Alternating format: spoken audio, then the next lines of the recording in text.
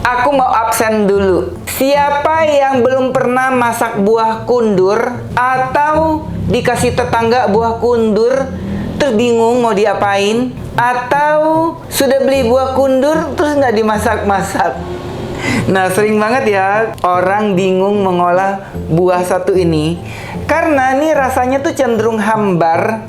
Dia tuh gampang banget lembek. Biasanya kalau orang Chinese palingan dimasak kuah. Bisa masak dengan kuah ayam, kuah tulang, atau sebagainya. Tapi kali ini buah kundur ini akan aku sulap menjadi kudapan yang enak. Kita mau bikin talam kundur. Gimana cara membuatnya? Ayo langsung saja kita mulai.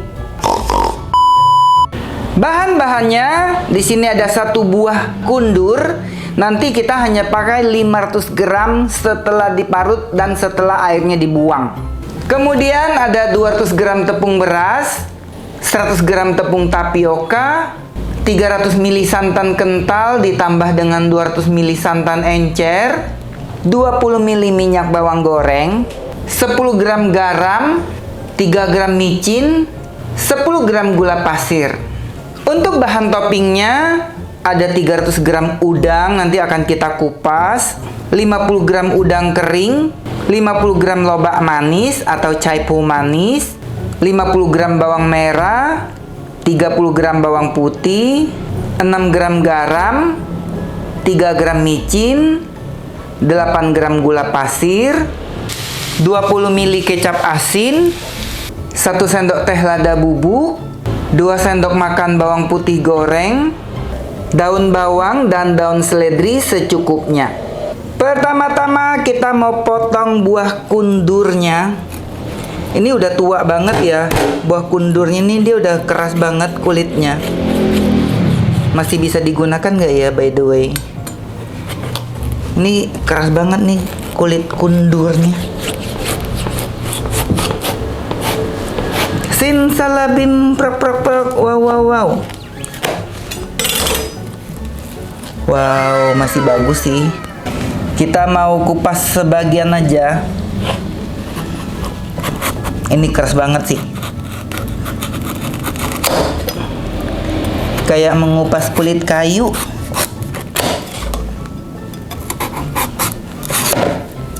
Jadi kalau pisaunya nggak tajam, ini bakal repot. Untung aja ya, ini pisau aku tuh pisau super. Jadi pisau satu ini dia nggak ada sambungan di gagangnya. Dan dia sudah terbuat dari bahan stainless steel yang sangat bagus kualitasnya.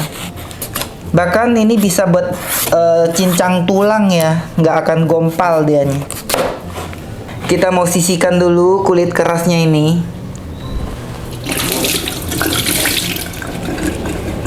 Kita cuci bagian luarnya.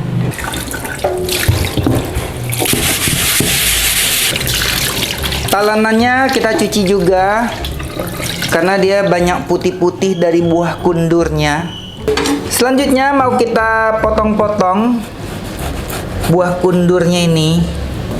Kita akan keluarkan bijinya. Jadi sengaja bagian tengahnya ini nggak aku potong gunakan pisau karena aku mau ambil bijinya ini sahabatku, ini bisa aku tanam. Seperti ini.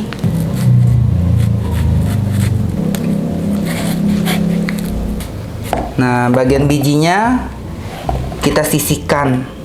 Nanti akan kita tanam. Tahun depan kita bisa jualan buah kundur. Tapi katanya kalau mau ngambil biji buah kundur ini, ambil bagian bawah buahnya, jangan yang pangkal buah seperti ini. Katanya yang bagian pantatnya itu lebih rajin berbuah. Bener nggak sih sahabatku? Kalian komen ya. Selanjutnya buah kundur ini akan kita potong tipis-tipis.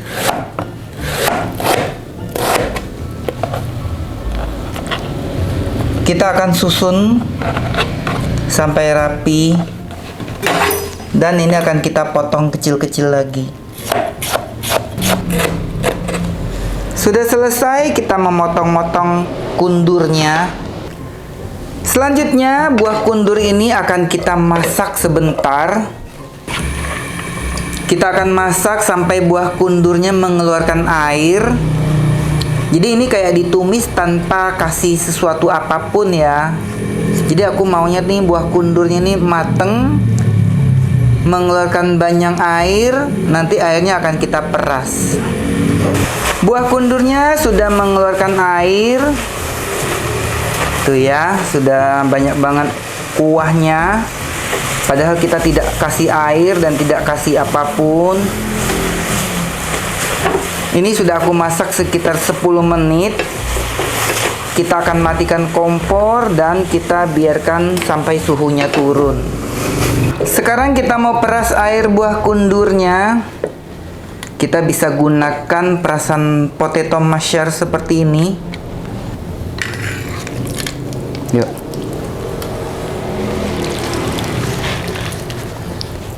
Jadi kita hanya peras airnya saja, lalu akan kita gunakan bagian isinya. Kita pindahkan ke dalam mangkok seperti ini. Fungsi dari diperasnya air buah kundur ini untuk mengurangi rasa asam pada buah kundur. Jadi sebenarnya buah kundur ini dia agak sedikit asam gitu ya, asam-asam tipis gitu. Jus buah kundurnya jangan dibuang ya, ini bisa diminum. Haus sahabatku, kita minum dulu.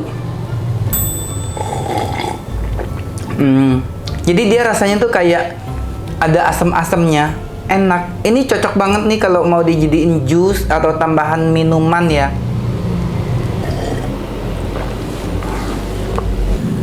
Selanjutnya kita mau timbang buah kundur yang sudah kita peraskan airnya. Ini dapat sekitar 400 gram. Jadi kita gunakan 400 gram aja ya sahabatku. Selanjutnya kita masukkan santan. Ini santan kental dan santan encer sudah aku campur jadi satu. Kita akan haluskan gunakan hand blender dari Idealife. Sepertinya sudah cukup halus. Selanjutnya kita masukkan tepung beras, tapioka kita masukkan. Pakaiin garam supaya dia ada rasa asinnya. Beri sedikit micin supaya dia gurih. Pakaiin sedikit gula pasir supaya dia balance. Pakaiin minyak bekas bawang goreng atau minyak bawang supaya dia wangi. Kita aduk lagi biar praktis, pakai hand blender aja ya.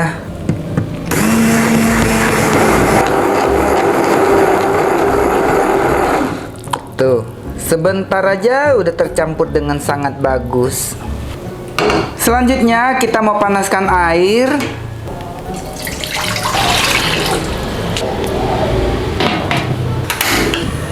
Airnya sudah mendidih.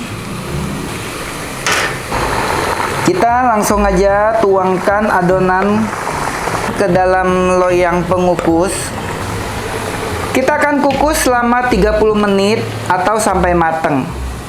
Sudah 30 menit kita mengukusnya dan ini sudah matang. Kita akan angkat, keluarkan dari wajan.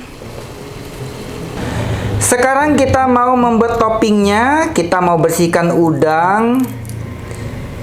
Kita akan buang dulu kepalanya.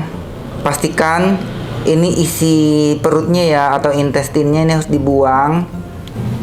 Sebelumnya kaki kecilnya ini akan kita buang dulu. Untuk kepala udangnya ini tidak aku gunakan, tapi ini jangan dibuang ya, karena ini bisa digunakan untuk masak yang lain, untuk jadi kaldu udang.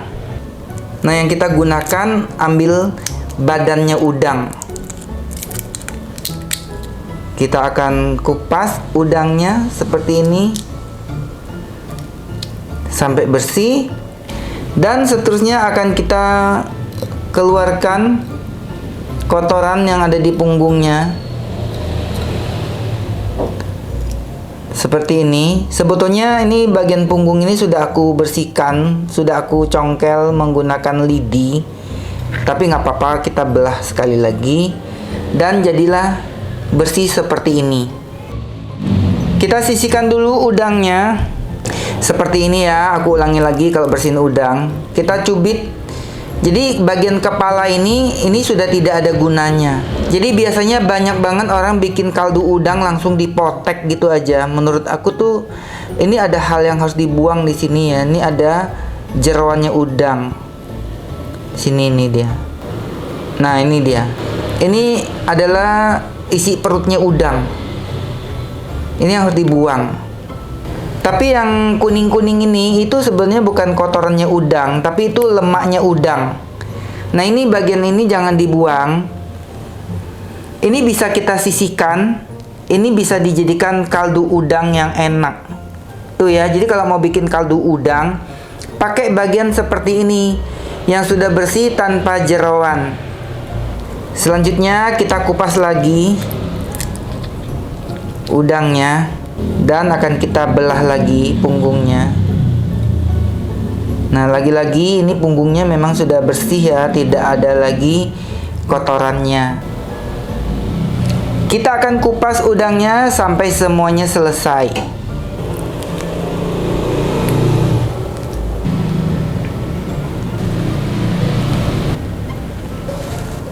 Sudah selesai kita mengupas udangnya.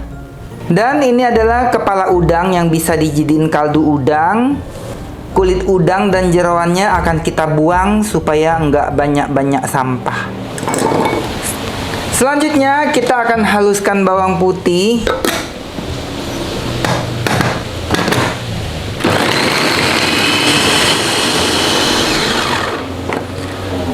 Sekali tekan langsung halus. Ini kalau halusin bawang putih pakai chopper cepet banget ya. Jadi buat kalian yang bikin bawang putih banyak-banyak, yang mau bikin minyak bawang putih, ini cakep banget karena mangkoknya ini kan dari kaca ya. Ini tipenya IL216J. Ini favorit banget sih sama aku. Selanjutnya ebi yang sudah direndam akan kita chop juga.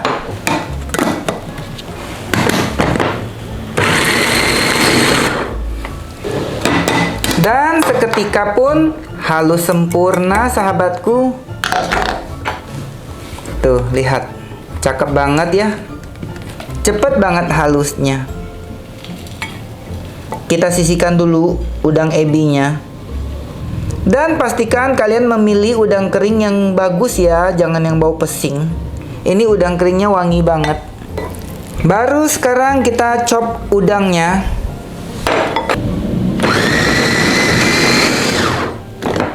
Cukup segini aja. Ini chop udangnya asal putus aja ya sahabatku, jangan lama-lama. Kalau lama-lama nanti jadi bakso dianya.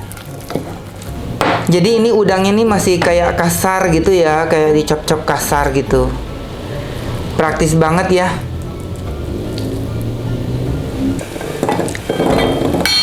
Bawang merahnya kita chop aja supaya lebih cepat. Kalau iris satu-satu kan lama juga ya. Hanya sepersekian detik langsung halus. Jadi kalau mau praktis, mau cepet, pakai chopper aja. Selanjutnya kita mau seduh dulu caipu manisnya. Caipu manis ini wajib banget ya diseduh dengan air panas. Karena walaupun namanya caipu manis, sebetulnya dia banyak banget garamnya. Kita masukkan aja ke dalam chopper. Ini juga akan kita chop halus.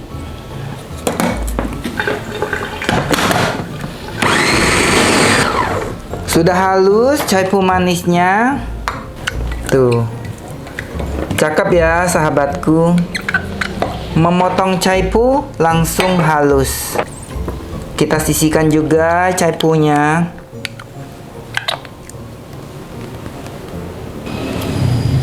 Sekarang kita mau memasak toppingnya. Kita mau panaskan minyak sekitar 30 ml. Pertama-tama kita tumis bawang merah. Tumis bawang merah sampai harum, sampai golden brown. Bawang merahnya sudah harum, kita masukkan bawang putih. Kalau aku wajib banget tumis bawang merah dulu, baru masuk bawang putih. Karena bawang putih lebih cepat gosong ketimbang bawang merah.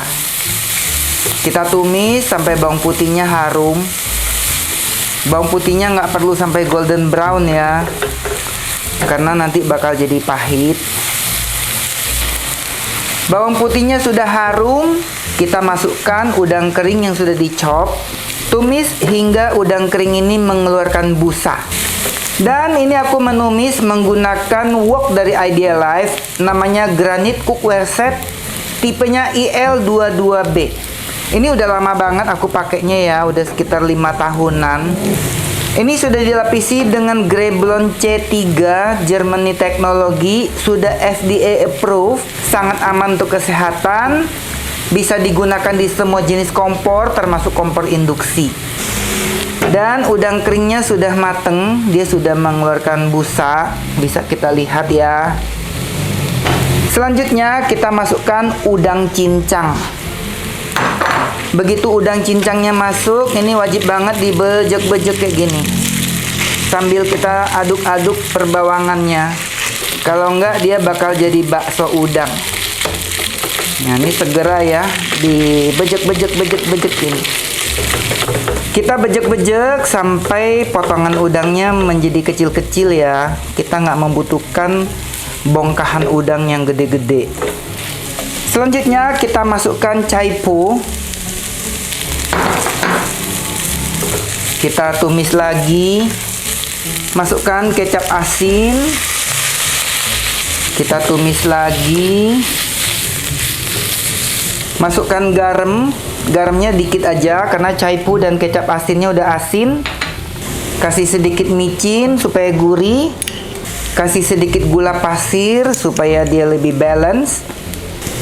Kasih lada bubuk yang agak banyak supaya harum. Kita aduk-aduk lagi sampai merata. Kecap asinnya jangan kebanyakan ya, supaya warnanya nggak jadi gelap. Jadi kita membutuhkan warna topping yang cakep, yang pink-pink kayak gini ya. Warna pink-pinknya itu dari udang cincangnya. Ini harum banget. Dan topping talam kundurnya pun sudah mateng. Kita sisihkan dulu toppingnya. Ini wangi banget sahabatku. Bisa lauk nasi, bisa jadiin topping bubur juga.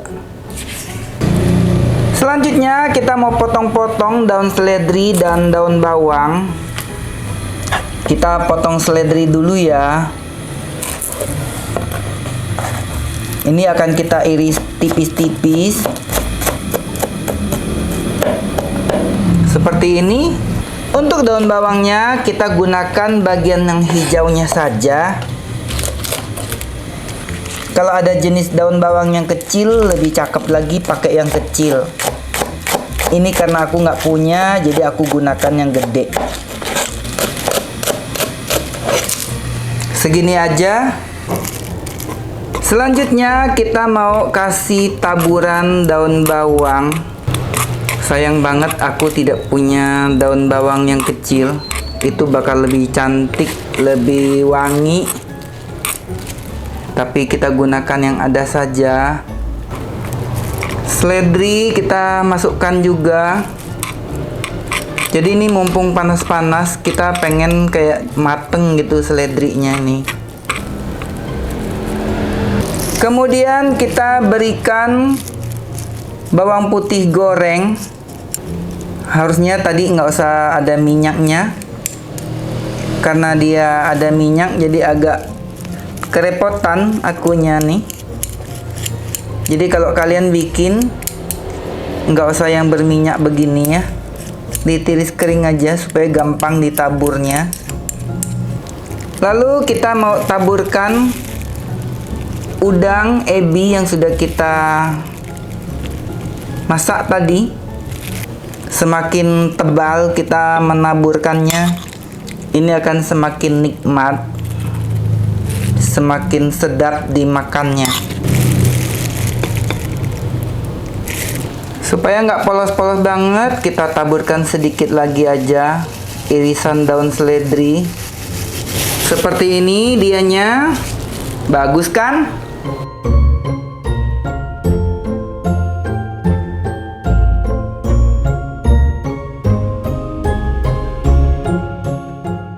Sekarang kita mau memotongnya.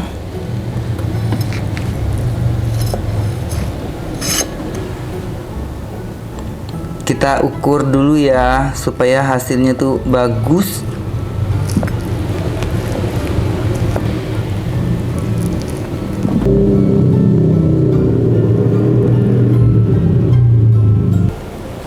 Moment of the truth. Kita mau keluarkan dari wajan kecil ini. Lihat. Wow. Keren banget kan sahabatku?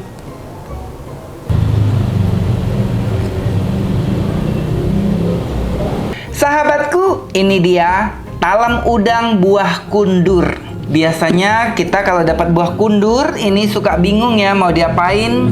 Paling dimasak kuah gitu ya, di sop-sop gitu. Nah, supaya nggak begitu-begitu aja, kita bisa membuat kue talam menggunakan buah kundur. Jadi di dalam adonan ini ada buah kundur yang menyehatkan. Mari kita coba. Kita mau coba. Ini lembut sekali. Lihat. Mari kita makan.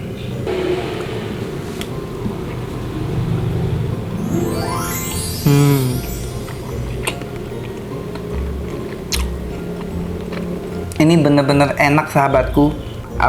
Bawang putih dan cabai keriting, terus dikasih songkit, dikasih garam, gula gitu, disiramkan ke sini tuh enak banget. Tapi ini haucet sencingping, kalian wajib coba bikin. Jadi ini adonannya udah pas banget, rasanya cakep banget, lembut banget, lumer di mulut, toppingnya enak banget. Kalian bisa gunakan buah kundur ini untuk ide jualan atau untuk dibuat untuk keluargamu. Selamat mencoba. Dan ini adalah resep eksperimen dari aku. Bye-bye.